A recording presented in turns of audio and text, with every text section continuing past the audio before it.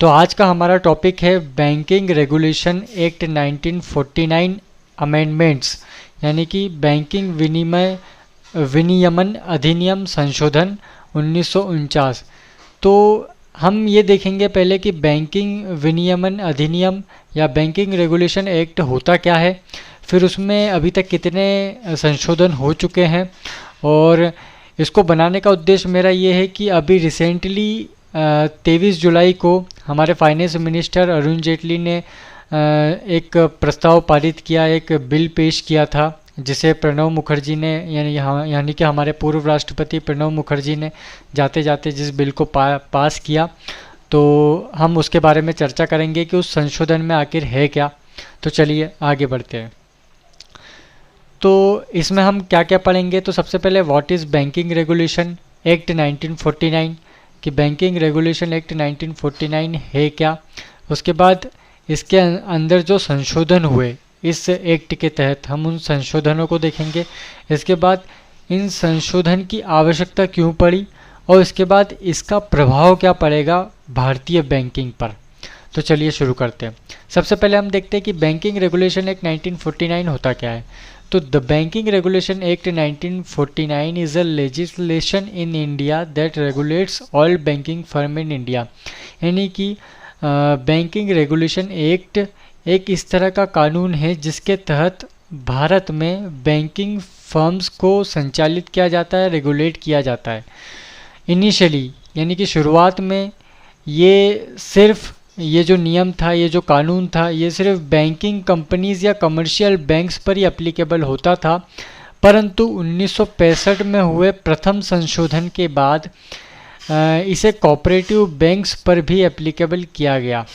अब cooperative banks क्या होते हैं? कोऑपरेटिव बैंक्स या सहकारी बैंक कह सकते हैं हम इसको हिंदी में। कोऑपरेटिव बैंक्स वो बैंक होते हैं जिसकी ओनरशिप किसी एक स्टेट की होती है, जिसको कोई एक स्टेट या कोई एक राज्य जिसको संचालित करता है। इसके बाद हम देखते हैं अमेंडमेंट्स। तो जैसे कि मैं आपको बता चुका हूँ कि जो सबसे पहला संशोधन हुआ था 1965 में बैंकिंग रेगुलेशन एक्ट 1949 का, जिसके तहत कोऑपरेटिव बैंक्स को सेक्शन 56 ऐड करके इसके अंतर्गत लाया गया था। अब कोऑपरेटिव बैंक्स में आपको बता चुका हूँ कि क्या होते हैं कि which operates only in one state, जिसका ऑपरेशन किसी एक स्टेट में ही होता है और जिसका फॉर्मेशन या जो कि संचालित भी किसी एक स्टेट द्वारा ही होते हैं, परंतु इसकी या जो कोऑपरेटिव बैंक्स की जो लाइसेंसिंग होती है या जो बिजनेस ऑपरेशंस होते हैं वो आरबीआई कंट्रोल करता है। अब हम बात करते हैं रिसेंट अमेंडमेंट्स की जो 2017 में हुआ। तो इसके तहत इस अमेंडमेंट या इस संशोधन के तहत ये हुआ कि केंद्र सरकार ने आरबीआई को इसके लिए अधिकृत कर दिया है कि वो समय समय पर बैंक्स को उनके स्ट्रेस्ड एसेट्स की रिकवरी के लिए या उसकी रिजॉल्विंग के लिए डायरेक्शंस इश्यूज कर सकता है। इस इशू पे डायरेक्शंस वो उनको दे सकता है, निर्देश दे सकता है या एडवाइस भी कर सकता है। अब ये स्ट्रेस्ड एसेट्स क्या होता है? स्ट्रेस्ड एसेट्स को हम दूसरे नाम से जानते हैं एनपीए यानी कि नॉन परफॉर्मिंग एसेट्स। अब ये क्या होता है? नॉन परफॉर्मिंग एसेट्स वो होता है, यानी कि मान के चलो ये एक बैंक है, ये एक पर्सन है, इसने बैंक से कुछ लोन लिया और इस लोन को वो यदि ना वो इसकी कैपिटल जमा कर रहा है और ना ही वो इसका कोई इंटरेस्ट बैंक को जमा कर रहा है, तो वो जो अमाउंट था बैंक का, वो जो कैपिटल थी बैंक की, वो जो एसेट्स था बैंक का, वो नॉन परफॉर्मिंग हो गया।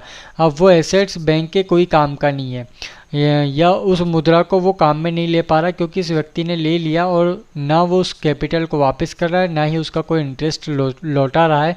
तो वो बैंक के लिए एक स्ट्रेस्ड एसेट्स बन जाता है या वो एक एनपीए बन जाता है या नॉन परफॉर्मिंग एसेट्स बन जाता है।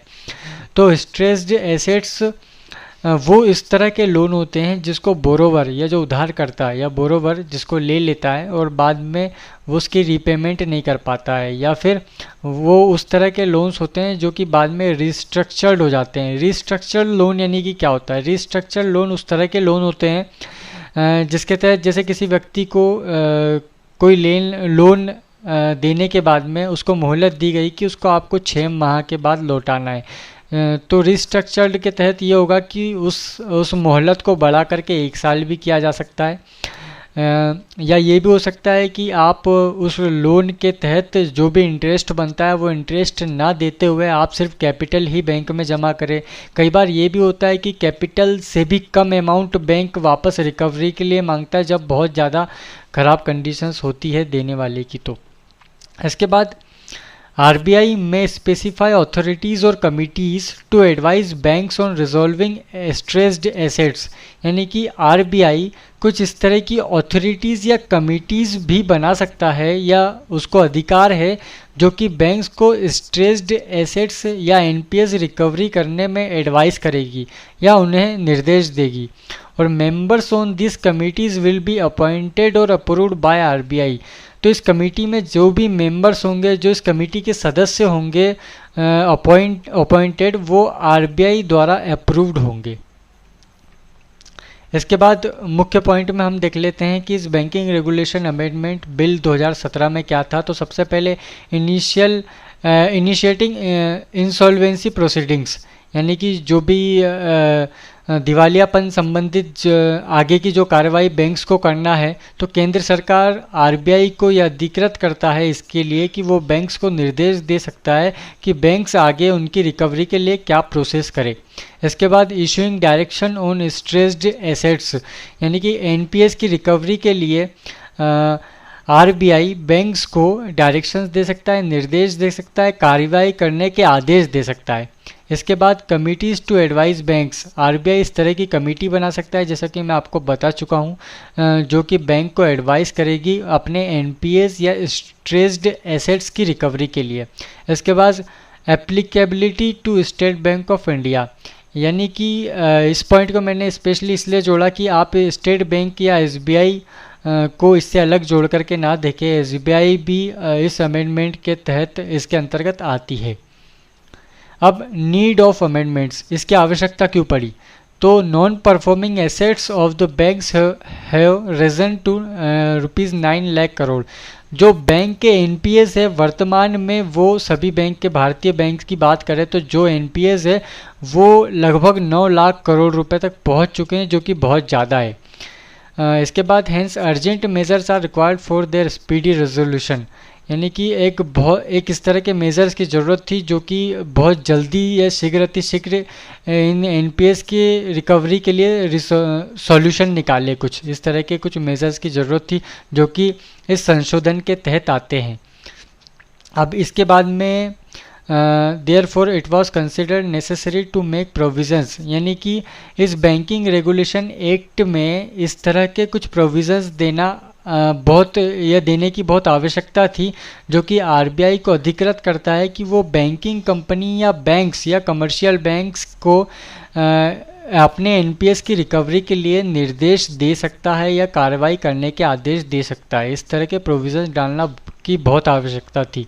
फिर एक अगला नेक्स्ट पॉइंट ये है जिसके तहत इंसॉल्वेंसी एंड बैंक करप्सी कोड 2016 जो बन चुका था, ये उतना पावरफुल नहीं था, परंतु इस संशोधन के बाद ये काफ़ी पावरफुल बन जाता है और इसका उपयोग बहुत अच्छे से हो जाएगा। अब यदि हम बात करते हैं इफ़ेक्ट की, तो आप समझ सकते हैं कि इसका प्रभाव ये पड़ेगा भारतीय बैंकिंग पे कि यदि कोई व्यक्ति है, कोई अपना ग्रीनफील्ड प्रोजेक्ट डालना चाहता है, कोई नया बिजनेस डालना चाहता है, या कोई बहुत स्मॉल एंड मीडियम इंटरप्राइजेस को लोन कई बार नहीं मिल पाता, कई लोगों को नहीं मिल पाता, उसका कारण यही होता है कि जो बहुत बड़े बड़े बिजनेसमैन हैं, जैसे माल्या जैसे लोग हैं जो 9,000 करोड़ की प्रॉपर्टी लेकर के विदेश चले गए, तो कुछ इस तरह के लोन हैं इस तरह के लोन लेकर के चले जाते हैं, बड़ी बड़ी कंपनीज ले लेती है जो कि वापस नहीं भरती है। इसका खामियाजा छोटे लोगों को भुगतना पड़ता है। तो इस तरह की दिक्कतों से हम बचे रहेंगे भविष्य में, तो ये इसका इफ़ेक्ट बैंक पे पड़ेगा। एक पॉजिटिव कदम है बैंकिंग की तरफ।